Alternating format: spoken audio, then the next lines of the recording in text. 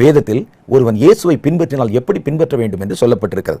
மத்தேயு சுவிசேஷம் 10வது அதிகாரம் 38வது வசனத்துல, ஒருவன் என்னை பின்பற்றி வர விரும்பினால் தன்னைத்தான் வெறுத்து தன் சிலுவையை எடுத்து என்னை பின்பற்றி வர கடவன். இதான் பின்பற்றுவது. பின்பற்றுன்னு சொன்னால் நாங்கள் பைபிளில் தினம் வசனம் படிப்போம், காரில் ஸ்டிக்கர் ஒட்டிக் கொள்வோம், கிறிஸ்தவ மத சின்னங்களை வீட்டில் வைத்துக் கொள்வோம். இது அல்ல.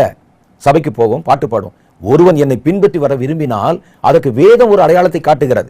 தன்னைத்தான் வெறுத்து தன் சிலுவை எடுத்து என்னை பின்பற்றி வர கடவன் என்று சொல்லுகிறார். அடுத்த ஒரு காரியம் சொல்றார், எபேசியர் 5வது அதிகாரம் 1வது வசனத்துல, பிள்ளைகளைப் போல என்னை பின்பற்றுங்கள்.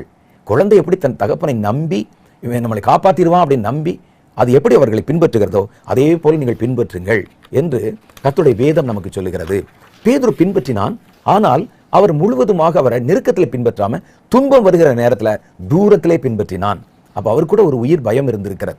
இந்த தூரத்தில் பின்பற்றுவது என்பது எப்பொழுதுமே ஆபத்து என்பது கர்த்தருடைய வேதம் நமக்கு காட்டுகிற ஒரு சத்தியம்.